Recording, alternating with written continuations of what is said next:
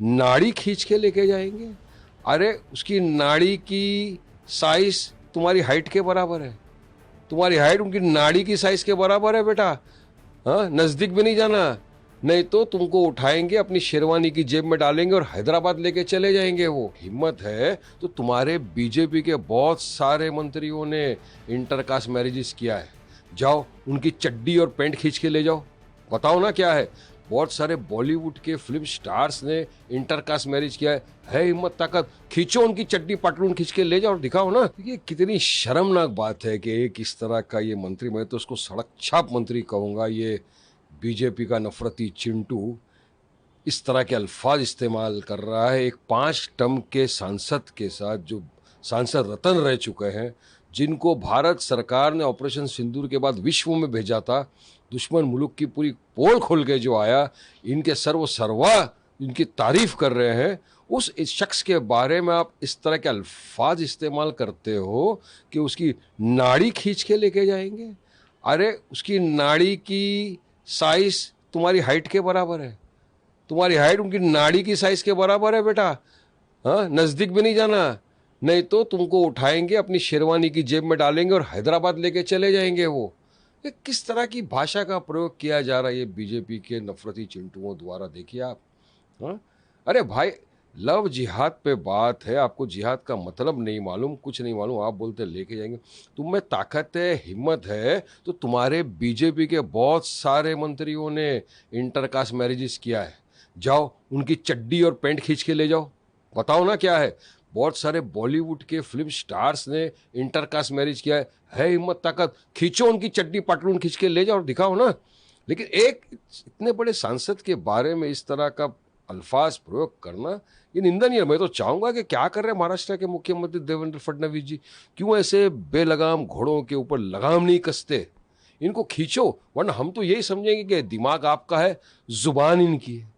तो इस तरह की भाषा वाले के खिलाफ कंडेम होना चाहिए और इनके खिलाफ कार्रवाई करना चाहिए फडणवीस जी को कि एक 5 टर्म के सांसद के बारे में ऐसे अल्फाज का इस्तेमाल किया ये सड़क छाप नफरती चिंटू ने।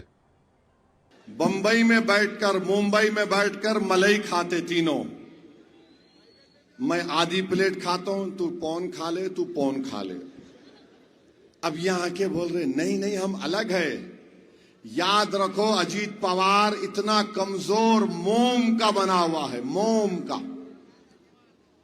पुणे में पिंपरी चिंतवत के इलेक्शन में कुछ बीजेपी के खिलाफ बोल दिए इन्हों, शाम तक इनको फोन आ गया, वापिस लो। उन्होंने बोले नहीं नहीं मैं ऐसा नहीं बोल रहा था, मैं ऐसा बोल रहा था, चुनाचे क्योंकि बोल के इन्होंने वापिस ले लिए, अपने अल्फाज को उगल लिए। अजीत पवार साहब, आप ये समझ रहे कि असदुद्दीन ओवैसी से मुकाबला आपके चिचा के जैसा मुकाबला होगा? नहीं होगा। मेरा नाम असदुद्दीन ओवैसी है, तुम्हारे जैसे 56 अजीत पवार को जेब में डाल के फिरूंगा इंशाअल्लाह। वक्फ का कानून बन रहा था तो तुमने मोदी का साथ दिया। बोलो अजीत पवार, मेरी मस्जिद को छीनने का कानून बनाया गया, मस्जिद, दरगाह, खानकाह को छीनने का कानून बनाया गया, तुमने वो कानून बना दिया। जब ये आते हैं घड़ी का निशान वाले, पूछो उनको मस्जिद का कानून क्यों बनाए छीनने के लिए, जवाब दो।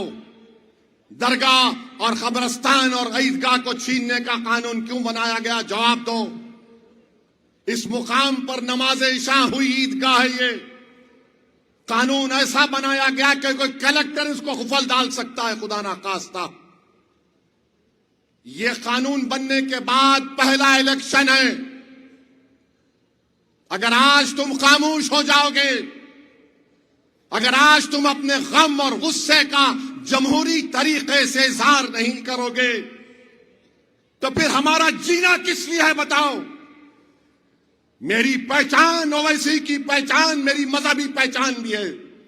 भारत का संविधान क्या कहता है, फ्रीडम ऑफ रिलीजन, आर्टिकल 26 क्या कहता है, बाबा साहब का बना हुआ प्रियम्बल क्या कहता है, liberty of thought, faith and expression. बताओ फिर ये कैसा कानून बना दिया गया जिसको ये तीनों मिलकर सपोर्ट किए। ये फैसला आपको करना है मेरे भाई। मैं गुनाहगार हूं। कोई मुसलमान चाहे शराब भी पीता होगा जो गुनाह है, मगर खुदा की कसम अगर उससे पूछेंगे तू मस्जिद का सौदा कर सकता क्या, तो बोतल उठाकर जमीन पर फेंक कर बोलेगा मैं गुनाहगार हूं मगर अल्लाह के घर का सौदा नहीं कर सकता। आज वो कानून बना दिया गया। तो मेरे अजीज दोस्तों और बुजुर्गों, आपको एक अच्छा फैसला लेना है। कोई ये नहीं समझना कि मैं शराबियों की तायीद कर रहा हूं। मुझे शराब से नफरत है, शराबी से नहीं है। मुझे बुरे से नफरत नहीं है, बुराई से नफरत है। हमको इंसान से ये जो बुरा करते ना, अरे बहुत गंदा है, नहीं मालूम मेरे भाई, अगर अल्लाह उसको हिदायत देगा तो वक्त का वली ना बन जाए वो। तो हमको और आपको 15 तारीख के दिन सोच समझकर अपने वोट का इस्तेमाल करिए। 61,000 वोट मिले हमको, हमारा एमएलए नहीं बना, तो क्या हमारी हिम्मत और हौसला पस्त हो गया? बताओ, क्या आप आज भी तैयार हैं मजलिस को वोट देने के लिए? कहीं आपके हौसले पस्त तो नहीं हो गए? मेरे भाई, मेरे हौसले तो पस्त नहीं हुए हैं, क्योंकि रोज पार्लियामेंट में तुम्हारा ये खादिम अकेला खड़े होकर लड़ता है इन तमाम लोगों से और उनको बेबाक तरीके से सच्चाई को बयान करने की कोशिश करता हूं। मैं तो कभी ना थका ना कभी झुकूंगा इंशाअल्लाह ताला। अल्लाह जब तक मुझे जिंदा रखेगा या तो कट जाऊंगा, लटक जाऊंगा, मगर तुमको झुकने नहीं दूंगा इंशाअल्लाह। तो 15 तारीख के दिन मेरे अजीज दोस्तों और बुजुर्गों, मजलिस को वोट देना है, पतंग के निशान पर बटन दबाना है, इत्तेहाद को मजबूत करना है। बीजेपी जब से इख्तिदार पर आई है मॉब लिंचिंग हो रही है। अब तो मॉब लिंचिंग इतनी बढ़ चुकी कि उत्तराखंड में एक त्रिपुरा का ट्राइबल बच्चा जो एमबीए कर रहा है, क्योंकि उसका चेहरा अलग है तो उसको क्या क्या गलीज नाम से पुकार कर मार मार कर उसको खत्म कर दिया गया। उसका बाप कौन है? वो बीएसएफ का सिपाही है जो भारत की सरहद पर भारत की हिफाजत करता है। मैं तकलीफ मुझे महसूस होती है कि उस बाप पर क्या गुजर रही होगी।